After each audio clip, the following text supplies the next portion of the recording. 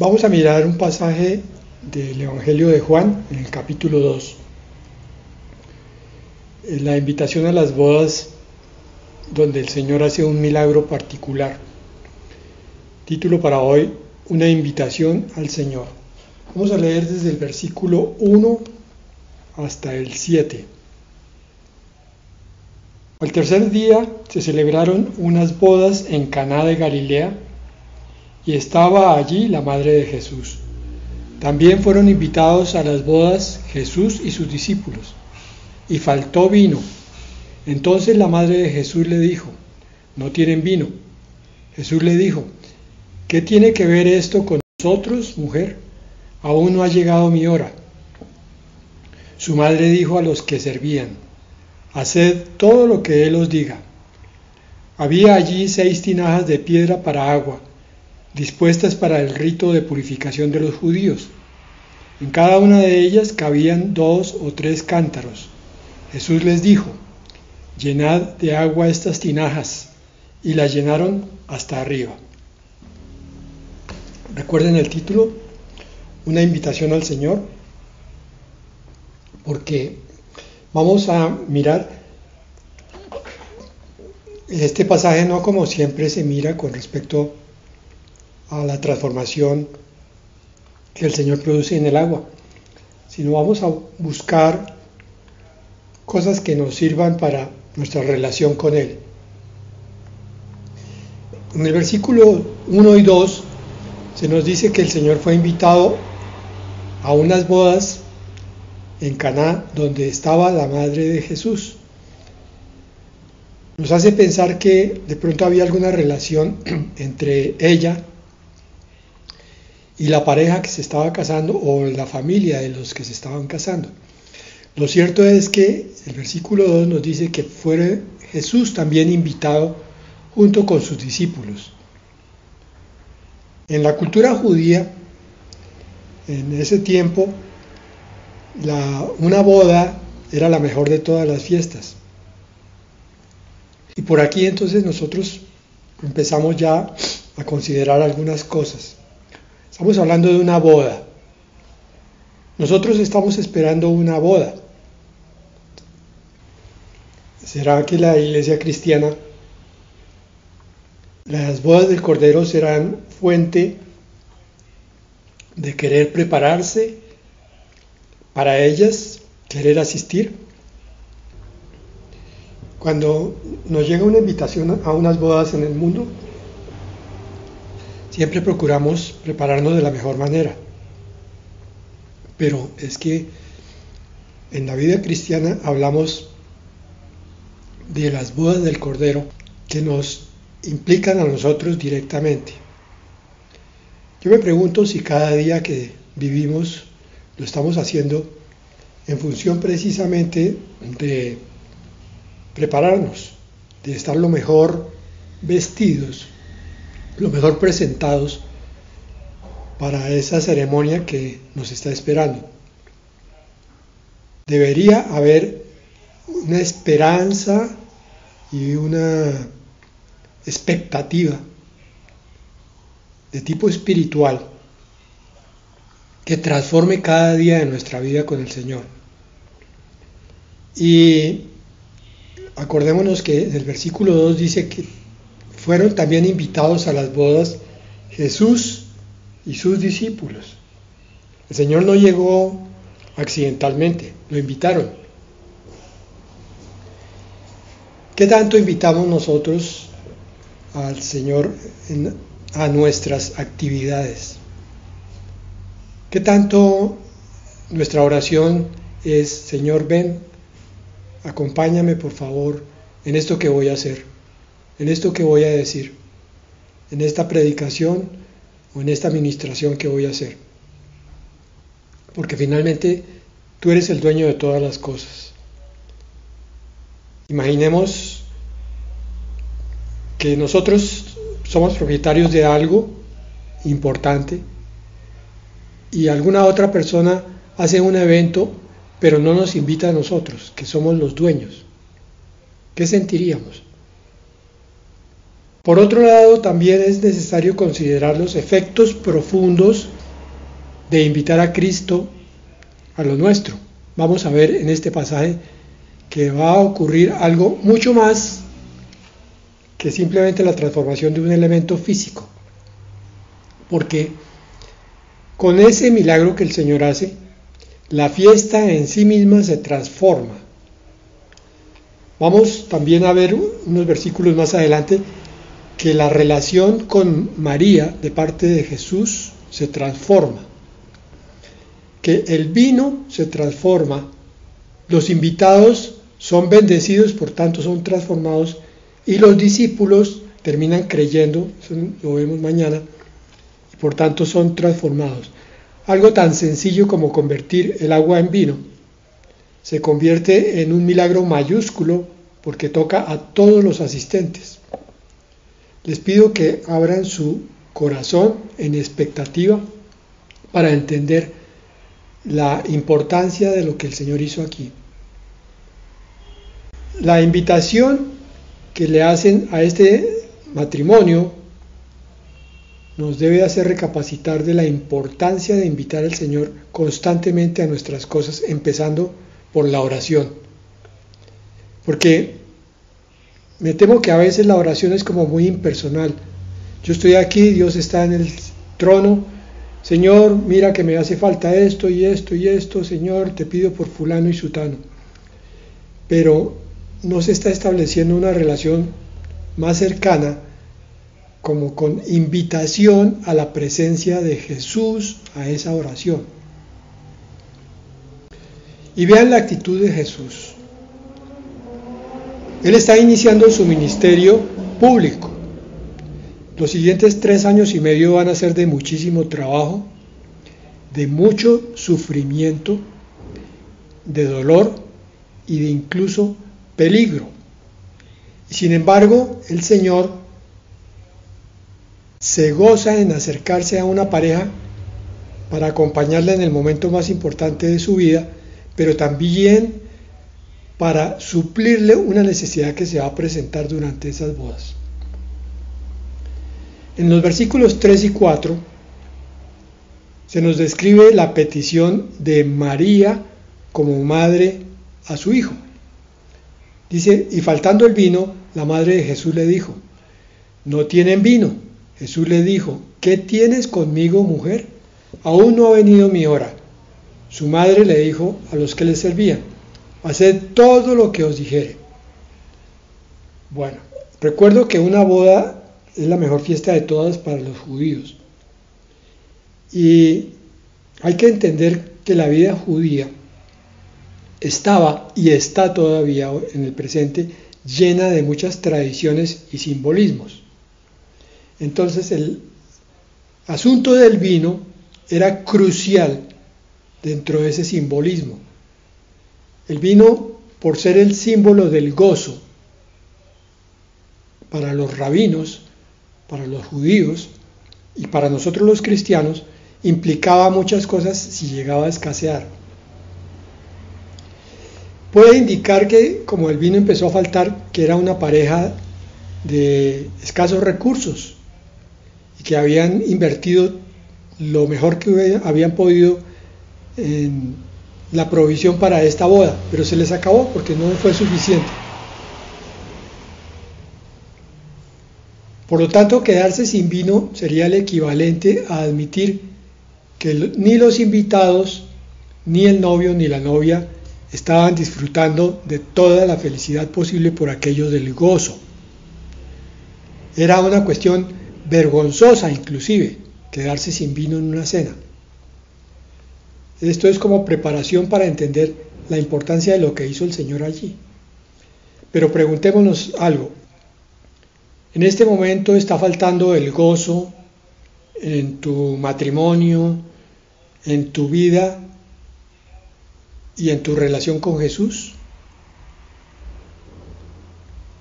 Quizás Jesús fue invitado a tu vida, a tu matrimonio, pero en alguna parte se olvidó ese invitado y se acabó el vino del gozo. Quizás el estrés que se esté viviendo en este momento es el indicador o el termómetro de que un don del Espíritu, que es el gozo, debe ser renovado. Estamos mirando el simbolismo profundo de este pasaje de Juan 2. No tienen vino, dijo María.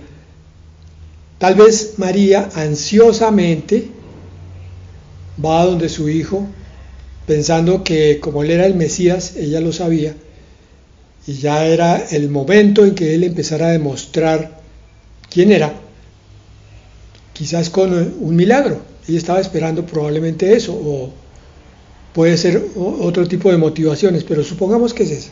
Entonces vean lo que pasa. María se acerca a Jesús y desde un punto de vista humano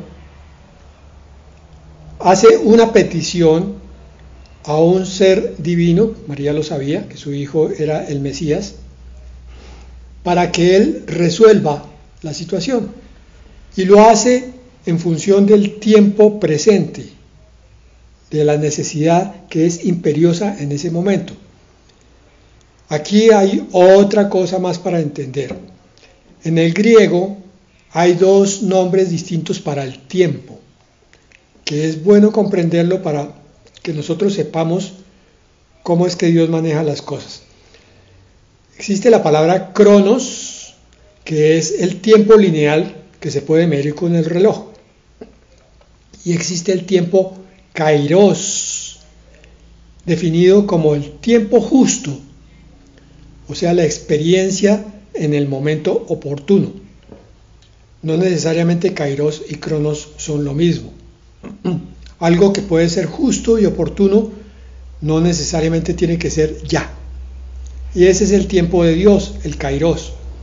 Entonces vemos aquí a María mirando una necesidad en función del cronos, del tiempo lineal. Ya, ahora, es cuando hace falta. Nos recuerda nuestras propias necesidades cuando vamos en oración a Dios. Señor, por favor, ayúdame a que esto se resuelva ya, Padre. Ahora, la necesidad es en este momento. Pero el Señor le responde a María y a veces nos responde a nosotros de la misma manera. Dice, vemos la respuesta de Dios con respecto a la necesidad humana en el tiempo kairos de Dios, cuando es el momento justo, no antes, no después.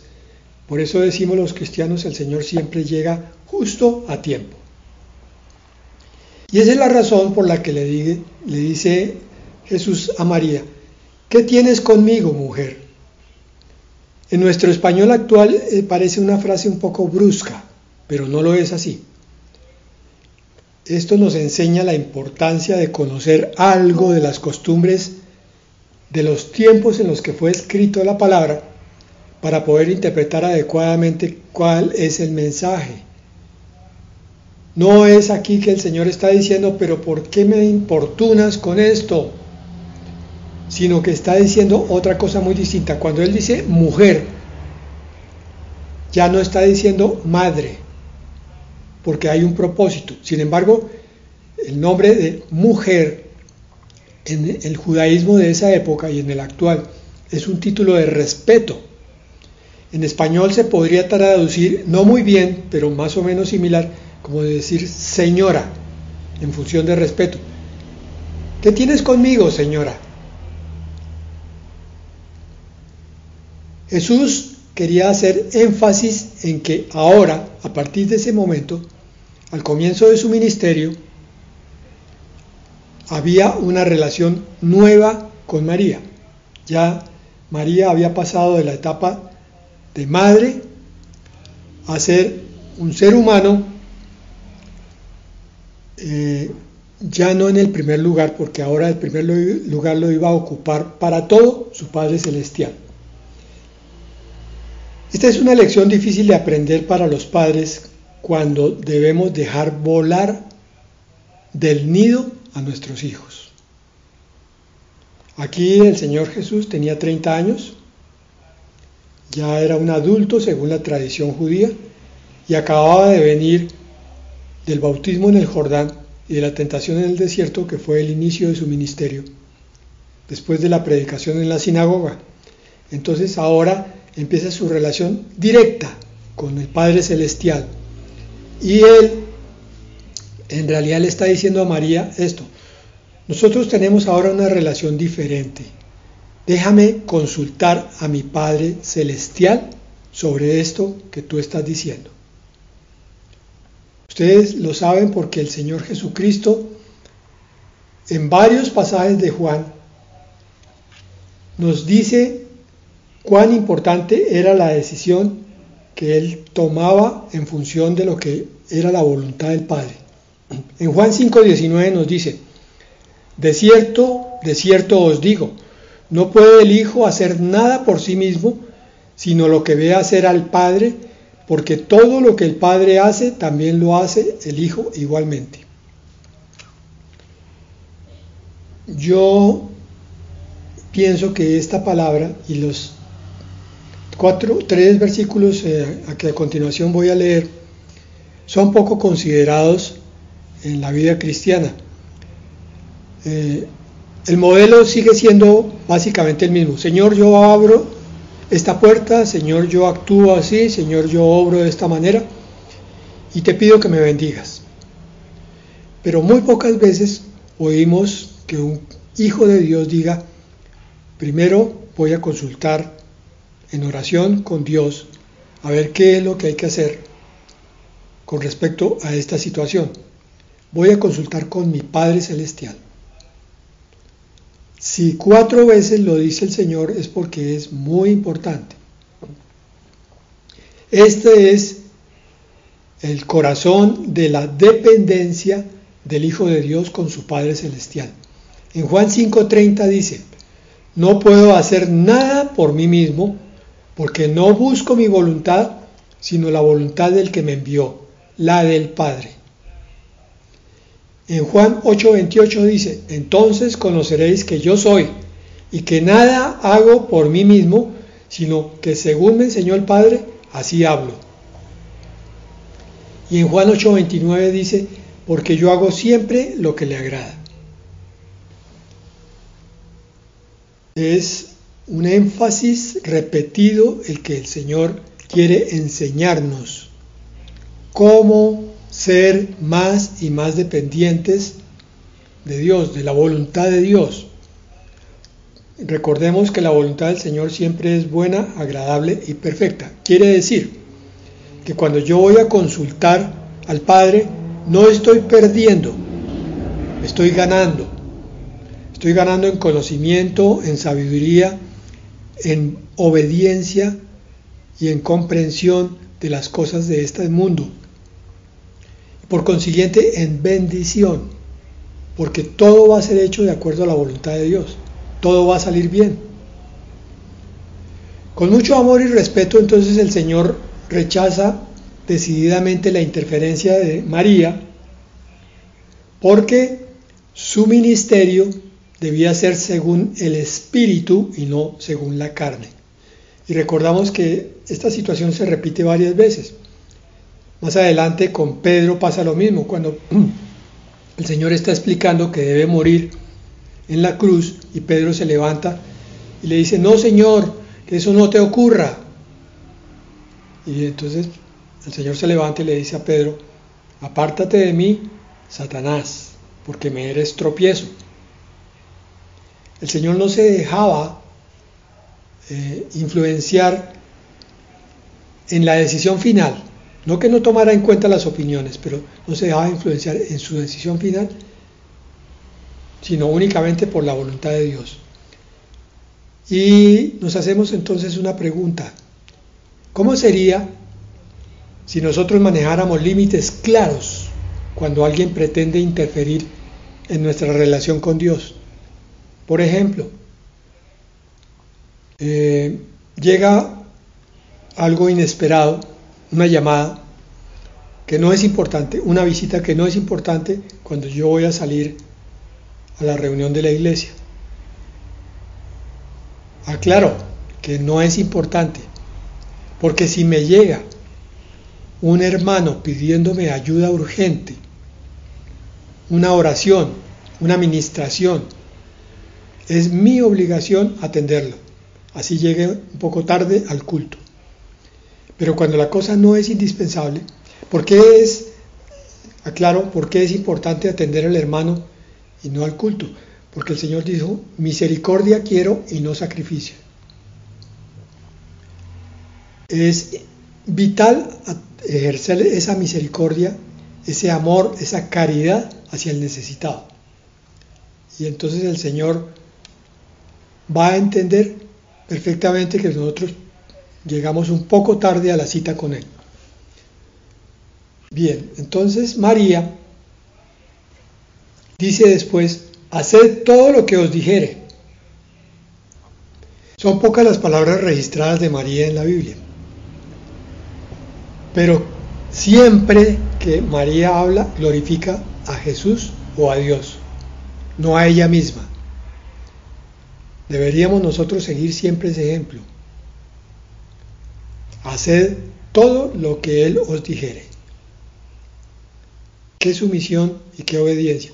María entendió probablemente que había cometido una cierta imprudencia, pretendiendo que su hijo resolviera la situación inmediatamente con respecto al vino. Pero ahora la vemos marcando el punto correcto en esa relación cuando dice, hagan todo lo que Jesús les diga. De este pasaje se ha sacado la doctrina torcida de que hay que ir a Jesús a través de María. Eso entonces lo coloca a él como si fuera duro y María fuera la compasiva. Y es una herejía, porque la misericordia del Señor la estamos viendo aquí. Vamos a ver que el Señor, aunque de alguna manera no hizo inmediatamente lo que le pedía su madre, finalmente terminó haciéndolo. Y debemos entonces, a través de las palabras de María, preguntarnos cómo es nuestra obediencia actual en cosas no tan espirituales, que pueden darnos algunas pistas. Por ejemplo, cuando nos piden que ahorremos agua, ¿qué hacemos? Cuando nos dicen que no debemos usar tanto el celular, ¿qué hacemos? Cuando nos piden que guardemos normas de tránsito, como no cruzar en ciertas señales, ¿qué hacemos? Como cristianos.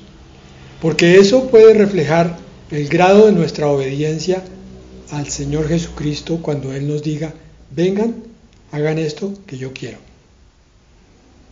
Y la parte final de lo de hoy es la preparación del milagro. Entonces el Señor ahora empieza la ejecución de lo que María le propuso. Versículos 6 y 7.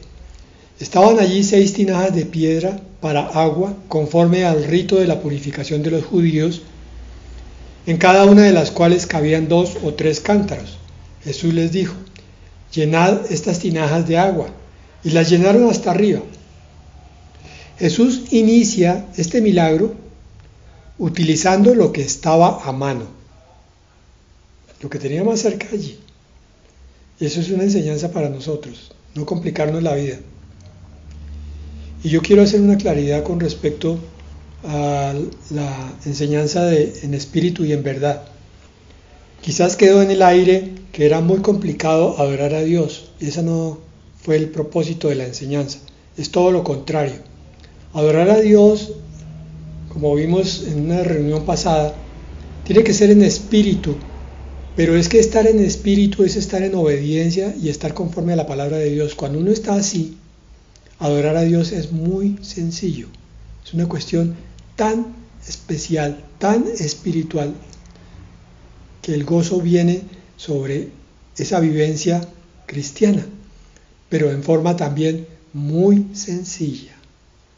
Yo no en ningún momento pretendí poner una serie de normas para poderse acercar a adorar, en ningún momento, porque eso ya es religiosidad. Es lo mismo, aquí vemos al Señor tomando lo primero que tiene y usándolo. Pudo haber provisto el vino de muchas maneras, pero empezó con lo que había a mano. Entonces, miren lo que hace. Dice la palabra que esas tinajas eran conforme al rito de la purificación de los judíos.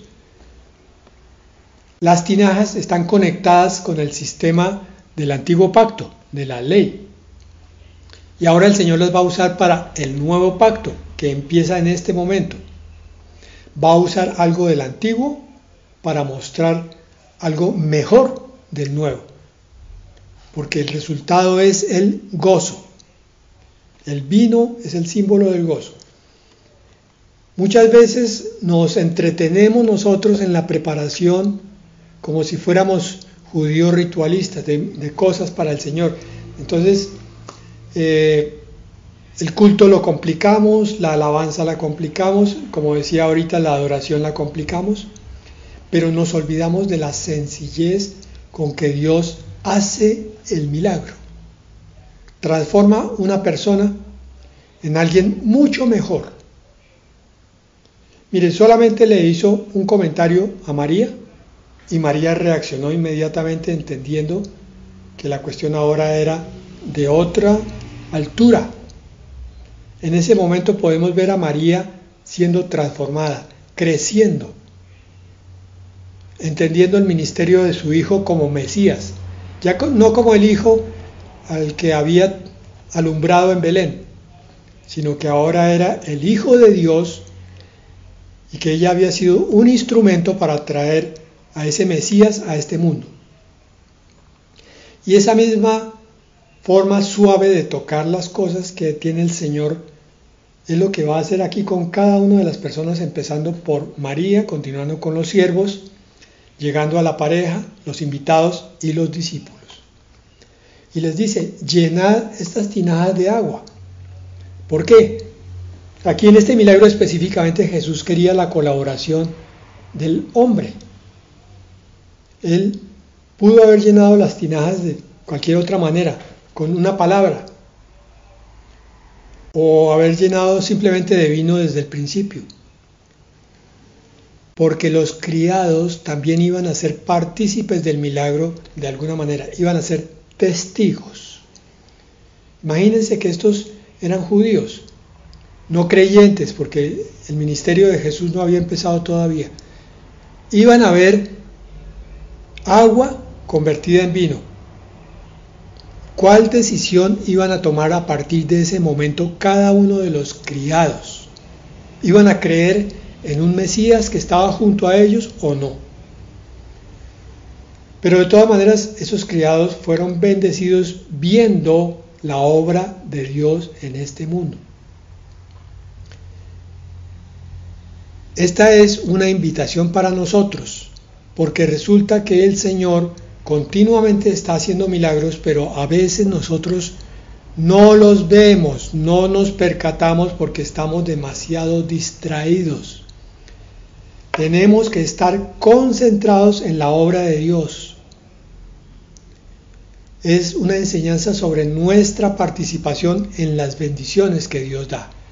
Algunos creyentes se pierden las bendiciones por estar demasiado ocupados, demasiado distraídos, demasiado acelerados en otras cosas. Tenemos que bajarle el ritmo a nuestra mente cada vez que nos acercamos al Señor. Cada vez que hay una enseñanza, el Señor va a hablarnos algo para nuestra vida práctica. Así que ninguna enseñanza es desperdiciada. Y digo yo, inclusive a pesar del predicador. Aquí el Señor está mostrando también otra cosa más. Este matrimonio era algo común y corriente hasta el momento. Era un matrimonio más entre los judíos. Se había acabado el vino. Había empezado el sufrimiento de parte de la pareja que se estaba casando y del maestresala. Y las tinajas estaban llenas de agua. Todo ahí pinta con un panorama bastante gris, opaco, insípido. Pero el Señor, que había sido invitado, llega ahora para transformar las cosas hacia una nueva riqueza. Ahora el matrimonio se va a gozar por el nuevo vino. El maestresala Se frota las manos viendo el vino tan bueno que va a haber, eso lo vamos a ver mañana. Los discípulos y los siervos y María, todos reciben bendición de la gloria del Señor Jesucristo. Quizás no tan visible como en otros milagros, pero que hay bendición para todos, la hay. Por eso, este es el patrón de nuestra fe y obediencia. Cuando se te pida que creas en Él, cree hasta el final. Cuando se te pida que lo ames, ámalo hasta el final. Cuando te pida que lo sirvas, sírvelo hasta el final. En resumidas cuentas, el milagro es así hasta el momento. El Señor es invitado a una situación cualquiera. Por ejemplo, lo invitas tú ahora en la oración para que entre una vez más en tu corazón de una forma renovada. No que no haya estado ahí, sino que es como si fuera la primera vez. Se le pide que resuelva una carencia. Señor, he estado como apagado en los últimos tiempos espiritualmente. Renuévame, Señor. Dame vino nuevo. Y entonces su poder va a manifestarse después de que se hayan efectuado ciertos requisitos humanos mínimos. Aquí fue la preparación de las tinajas por parte de los criados. Nosotros tenemos que preparar entonces nuestro corazón, abriéndolo, disponiendo la invitación para que Él entre, arrepintiéndonos si es el caso, y por lo menos disponiendo el corazón para elevar la altura de nuestra vida espiritual en este preciso momento. Esta es la hora de tu milagro. No sé cuál sea tu necesidad. Cuando alguien ore, entonces tú vas a estar con el corazón abierto para el Señor. Amén y amén.